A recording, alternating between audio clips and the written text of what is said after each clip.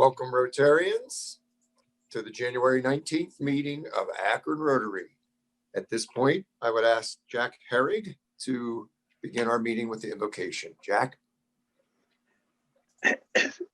Thank you, Dr. Rob.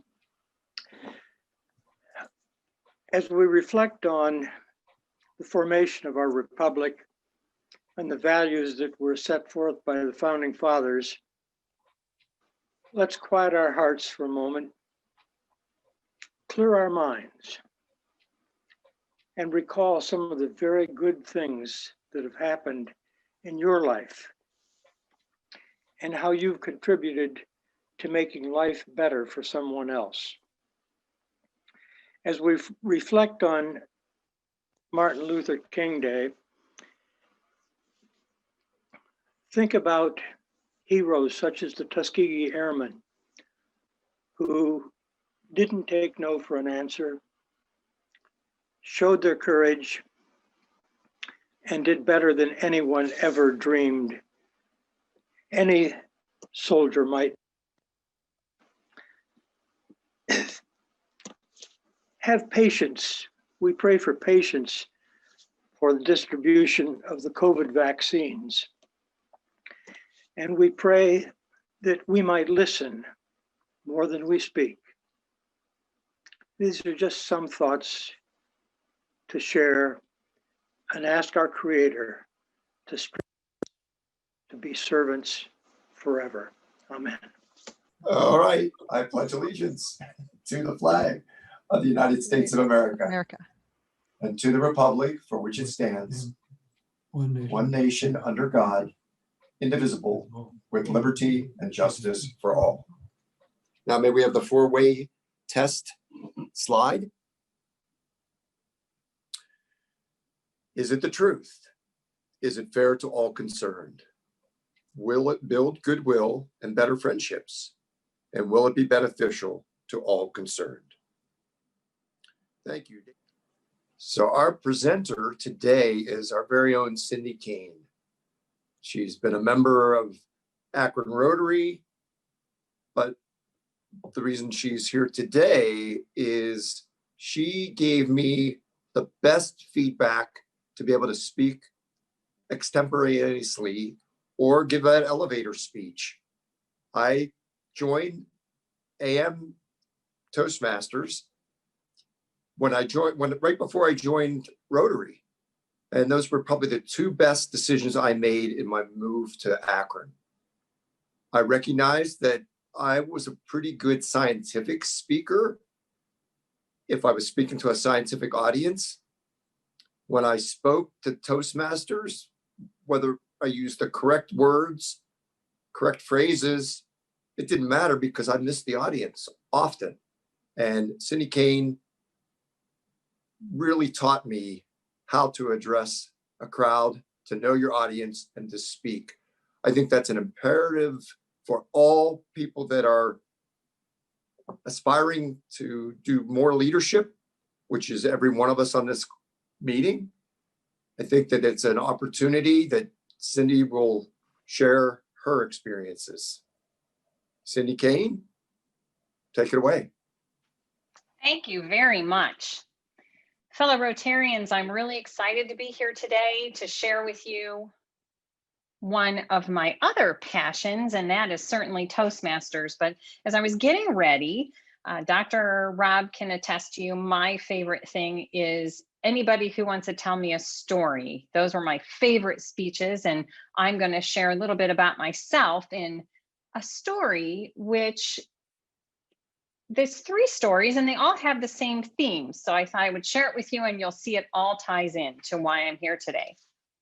So I'm a realtor by trade, and I became a realtor only after my husband's aunt, who had been a realtor, insisted that I become a realtor. Every year when she came to visit, she would say, "You should become a realtor, you would be great." And of course, I wanted nothing to do with that.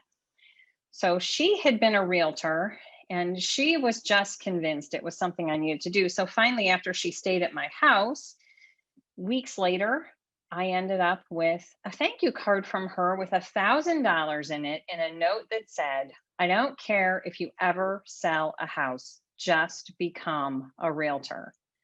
And I said, for the love, are you kidding me? She must think I make minimum wage. She is not impressed with my trade, which at that time was being an optician. So I said to my husband, I think she's not impressed with what I do. Well, I did just that. I became a realtor. 7 years of insisting, and I became a realtor. So prior to that, I was an optician. And as an optician, I worked with Dr. Roderick Grant. Dr. Roderick Grant is, or was, we lost him a couple years ago, a 61-year Rotarian, former district governor, and he and I stayed in contact, even though I had been away from his practice for a number of years. I worked somewhere else for 5 years and had been a realtor for some period of time before we connected and became pen pals. And he was always interested in what was going on with my career. But even though he might acknowledge my successes, the conversation always ended with, yes, but are you a Rotarian? So 11 years later, I did just that. I became a Rotarian. And I'm only sad in that it took me the 11 years instead of maybe 10, because he would have been here to know I finally listened to him. But I have a feeling he knows. He knows I'm a Rotarian today. So going back to 1984, I'm at the University of Akron, visiting my godmother, who was the head of the communications department, Betty Masterjohn. Some of you may know her. Betty is a force to be reckoned with. And Betty said to me back then, you should become a Toastmaster.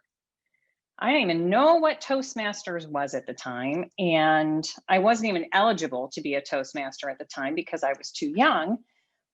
But 24 years later, I did just that, and I became a Toastmaster. So the recurring theme, I think, here is that I'm not an early adapter. I'm not sure what's up with that, but finally, these mentors in my life convinced me to do the things that are very important in my life today. I'm thrilled to be here. I'm thrilled to be a Rotarian. I was missing out on service projects, and I'll bring Cyndi Aragon back into this and say some of my fondest memories are rolling up our sleeves and digging in and working on service projects together in the realtor community.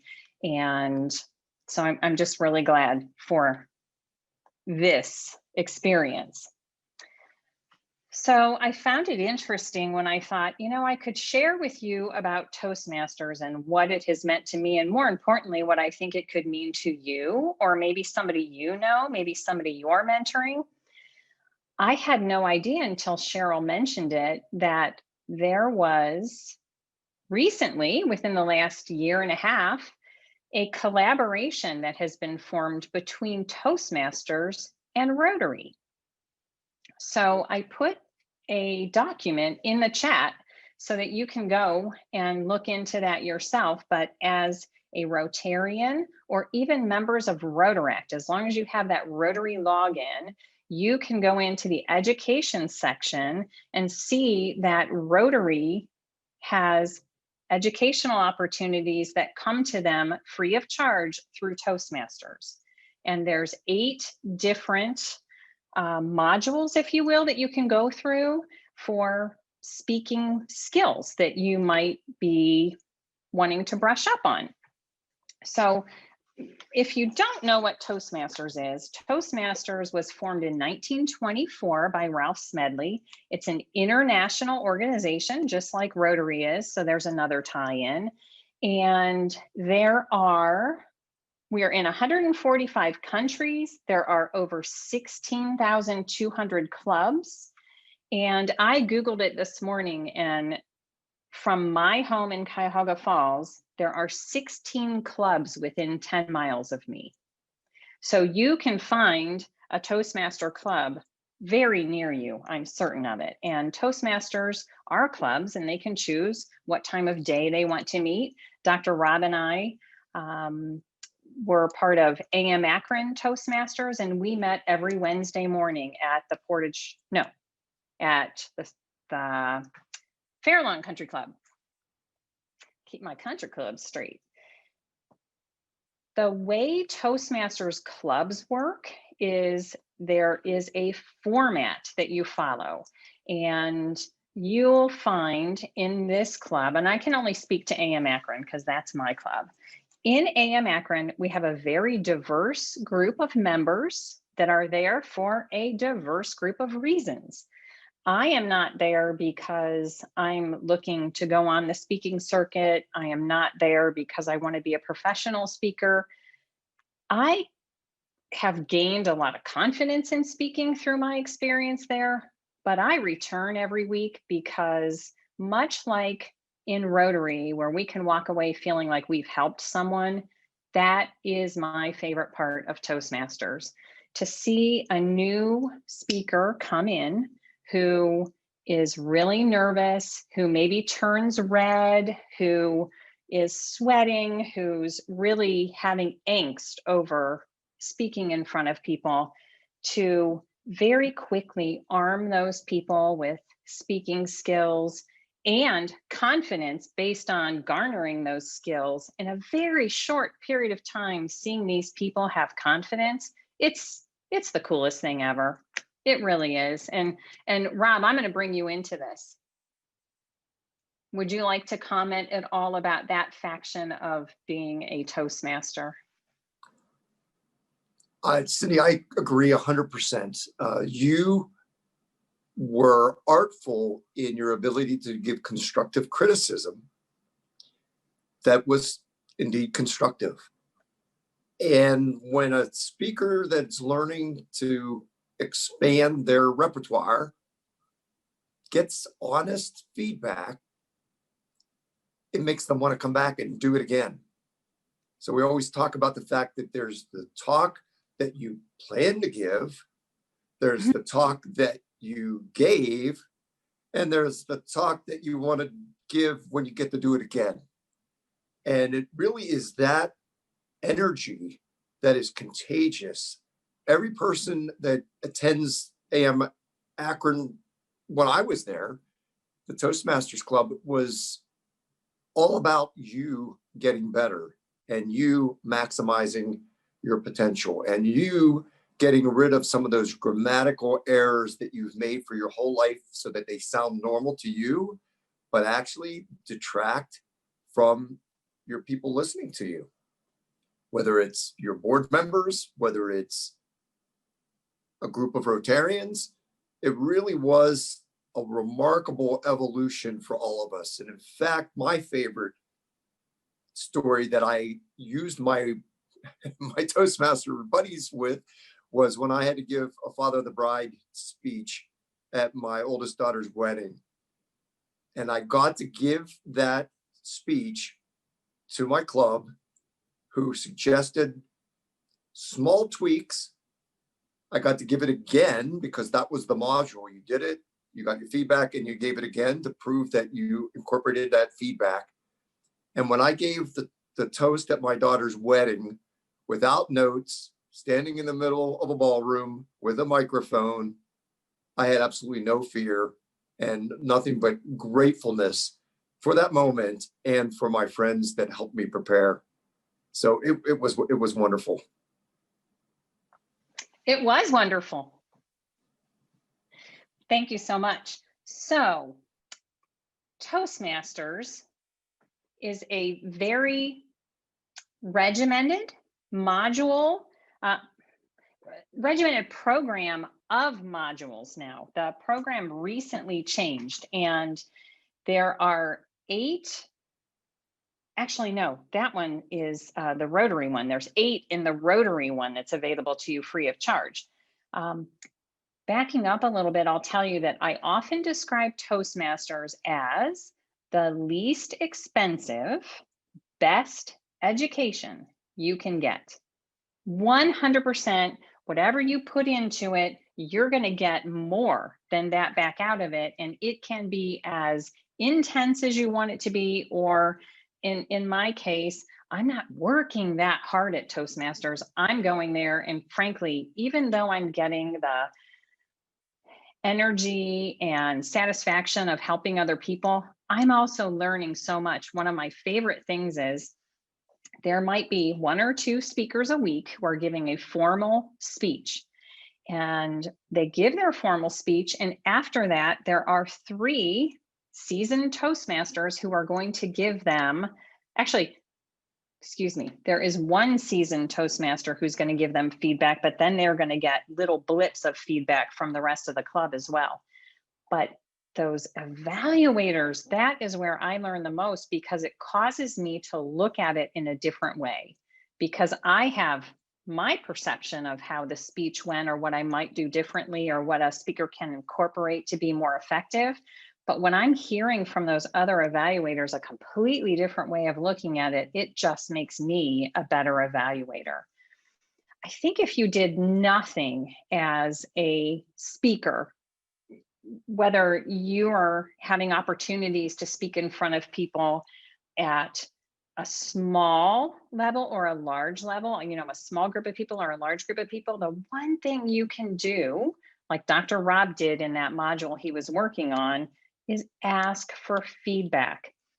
Even if it's your boss, after you did a presentation of what your idea was for how you're going to fix this problem, when you're done, if you can stop and ask your boss for feedback on your presentation, did I make it clear to you what I was talking about? It's going to go such a long way, because one thing that just indicates to people that you care enough to ask for feedback. So that's one big thing that you can do for yourself. Getting back to the program of Toastmasters. So the educational pathways, there are 11 of them now. And in each pathway, there are 5 different paths that you can take.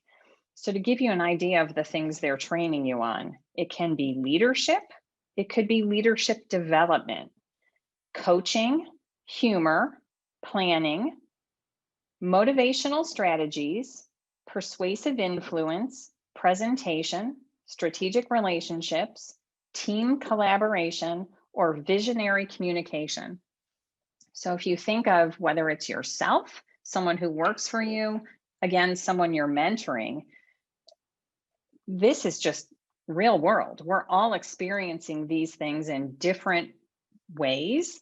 And connecting someone with a Toastmasters club, we have seen it where, like, First Energy will have some person just coming out of college starting to work there, and very quickly their boss will identify they're having a little trouble with presentation. You need to go to Toastmasters and become a competent communicator. And the competent communicator used to be something you could probably get done in about 3 months. It was a series of 10 speeches, but it was really interesting to see that people in these large companies were recognizing, hey, we've got a resource right here. And people didn't mind coming. They came every week. They stayed, they enjoyed. Some of them stayed longer than they really had to be there for their work purposes, because it's a fun environment to learn in. And another thing about the evaluation process is, like Dr. Rob said, it was a safe way to learn. You didn't feel like the feedback you were getting was criticism. It's an awesome way to learn. I want to break in for a second, Dr. Rob, and just ask how you think this is going. And do you think it would make sense to ask people if they have any questions about Toastmasters? Or can I talk a little bit more about what Rotary's doing with Toastmasters? I'm fascinated to learn more about what Rotary is doing with Toastmasters, because I'm embarrassed to say I didn't realize that, having both experiences. And I think we've got probably another 5-10 minutes that you could speak, and then we'll open it up for questions. Okay, so this collaboration with Rotary and Toastmasters. The concept is that Rotary can benefit from the opportunity to develop leadership and communication skills, and Toastmasters could benefit from connecting with people, maybe growing their clubs because they're meeting more people in the community, speaking opportunities. So just like Dr. Rob mentioned that when he had this huge speaking engagement coming up that he really wanted to rock out for his daughter, he was able to come to our club and say, hey, this is really important. This is a big deal, and I need your feedback. And I will say what we were able to do for him is give him that confidence to be able to stand out there with no notes, because we were behind him saying, you've got this. You know this. You're doing a great job. And any fear that he had was allayed by the feedback that we were able to give him on his former presentation. So if you were working on a presentation, the opportunity to come before a group of 15 people who are going to give you feedback on that presentation is a big deal. And then finally, Toastmasters then can feel like they're making a difference in the community because they're doing something for the Rotary community. So I have not gone in there and I have not checked those out, but I got to tell you, I haven't seen anything that has come out of Toastmasters International that doesn't have value. And it could be another way for you to look at this. So you may be saying, Cyndi, I don't need to speak in front of people. I'm retired. I'm good. I'm doing whatever. You know, being a good speaker is not just about being in front of huge groups of people. You can be a more effective speaker talking to your grandchild.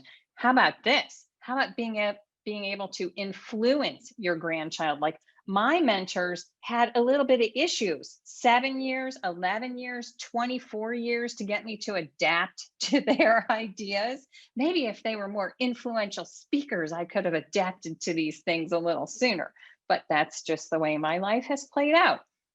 So keep in mind that you may appreciate the experience of visiting a Toastmasters club. You can visit 1 or 2 times and just see if it even works for you. But I got to tell you, I am not sorry I became a Toastmaster. I am so grateful for the experience, the people that I have met.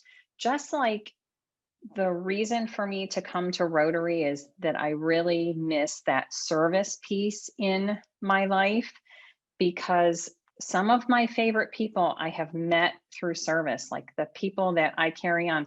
The fact that, you know, Sandy Narragon and I worked the way we worked together, I have a closeness with her that I don't have with a lot of people that I met during the same time. And John Margita and I, we served on a board of directors together back when I first got into real estate. And, you know, when you're in the trenches with people, that relationship that you build is really cool. And I'm grateful for that in my life. So it is no different in the Toastmasters experience. So if I haven't imparted anything to you, I hope I let you know today that Toastmasters is an awesome resource for you, for someone you know. Keep it in mind. If you ever have any questions, feel free to call me. But it is an untapped resource that I think a lot of people could benefit from. Back to you, Mr. Toastmaster. Thank you, Cyndi Kane. That was a very good message. Not quite like the one where you walked around with the strap of your dress off your back when you didn't have your zipper zipped. And little did I know, I spent the whole time that you were speaking being horrified that how could she not know that the back of her dress is open? and found out that was the shtick. That was the message. So Dr. Rob, let me entertain them with another reason that being a Toastmaster is a cool thing. So you haven't heard this because it was not that long ago that it happened. I made the mistake of not being the one who set my notes at the lectern.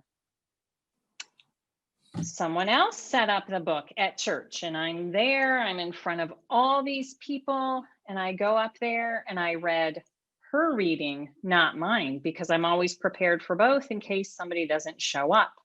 So I get to the end of her reading, go to flip the page and realize there's nothing to flip to because I just read the second instead of the first reading. And instead of freaking out or being embarrassed or anything, I just said, "Excuse me, Father, would you like me to read the correct reading now?"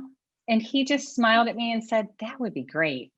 And so I read the reading I was supposed to read, and I didn't die. But I got to tell you, my friends and my family, I think they were the ones that were embarrassed, but I was cool with it. I was like, you know, it happens.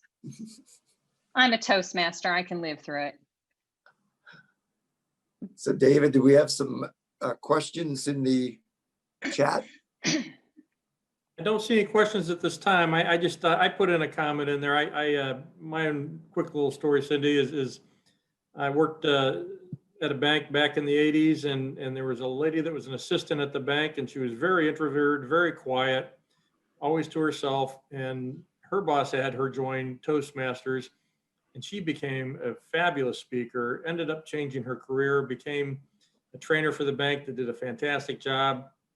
And from what I understand, I think she then left the bank and became, you know, self-employed training consultant, and just total opposite of what she was from the day I met her. It was just an amazing transformation and really cool to watch. That's Thank awesome. you. I have a question for you, Cyndi. Back in the day, the first 5 years I was at Akron Children's, I was able to carve out the time on Wednesday mornings. And then as we had leadership changes, my schedule got less flexible. So regretfully, I wasn't able to do it. But when I did it, it was in person. And we moved from the country club to the Acme. And then I had to retire just because of the time constraints. What are you doing now? I mean, life is virtual. Rotary is virtual. How has that impacted the training, the education, and the feedback? You know, I wasn't excited about going to Zoom, but I'll tell you, our club leaders at the time were nimble, and very quickly they got us onto Zoom. And I'll tell you what, we haven't skipped a beat. We are having between 15 to 20 members every week. We've had people join us from overseas.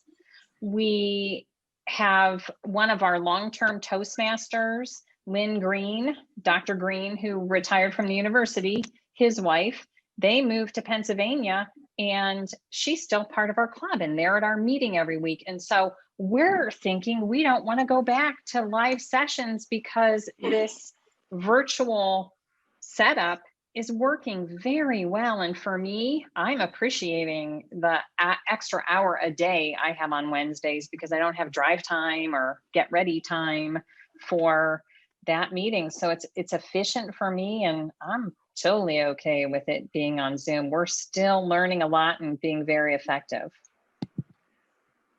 I have a question, Cyndi. It's Sandy. What are the logistics of the meeting? So how long are you at the meeting? How many folks speak each time? And if you're not speaking, is that when you are giving feedback? I'm just curious as what a meeting would look like. Thank you, Sandy. Awesome question. So each meeting we can have up to 3 prepared speeches. And then there would be 3 evaluators for those prepared speeches. And that's the more formal part of the meeting. There is also an opportunity in the beginning of the meeting called table topics, where you are thrown a topic and you have 1 minute and 15 seconds to speak on that topic extemporaneously. And that is a very effective part of the meeting because that's when we're able to teach people to appreciate the pause, take a moment, think about what you're going to say, and avoid the filler words and using ahs and ums. And then there's a grammarian who's watching your word usage. There's a word master who's teaching you a new word of the day that you're trying to incorporate in the day. There's an ah master who's blowing a horn if you say ahs or ums. So yeah, it's very interesting. We're there for an hour and 15 minutes. And most Wednesday mornings, that's where you'll find me. And I've been doing it for years and I'm still learning. Thank you. Well, I think your point Thank about you. the virtual saving time makes me want to reevaluate my schedule and see if I could do it just showing up for the meeting and not having to travel back and forth to work. It may be something. Oh, we would love that. I may be visiting you all again. Yay! We would love it. Hi, Jack. I can relate to your picking up the wrong page. When I was district governor, Vivian traveled with me. She usually drove and I would finish getting things ready. And I prepared a different talk for every club. And it was based on the history of the club, when they were formed and so forth. And we had taken the motor home and we were up in northeastern Ohio, and we were over a period of about 3 days visiting 5 clubs. And we're in the basement of a Methodist church. And I got up, I was introduced, I started preparing my presentation, going through it, and Vivian is nodding her head no. And I keep on going, and she said, waves her hands, shakes her. And finally she said, Jack, that's the wrong speech. You're, I forget what club it was. And I had to get the other speech out and start over again. No. Oh, boy. It happens. Well, thank you very much, Cyndi. I You're appreciate welcome. your efforts. And there's a comment in the chat box that said, thanks for a wonderful presentation. I have suggested to our district education team that you do this as a district training session. So you gave the talk. I don't know what your self-critique is, but the next talk, you'll get to do the talk that you want to do after this one. I love it. Fun. So Thank you. Thank you. Next week's speaker is the Akron Rotary Foundation. And I don't know if that's Jim Redmond, or is it someone else from the club, Cheryl? I don't know. I don't have any notes on that. It just says the Akron Rotary Foundation. So we'll get an update from our foundation. Mr. Cole, Mr. Doug Cole. I Oh, it's found out Doug. today, yes. All right, great, Doug. Well, we look forward to your presentation and your updates. At this point, I will ring the bell. If I can flip my screen. And our meeting will be adjourned, but please feel free to stay online if you want to chat for the next 15 minutes. Have a great day.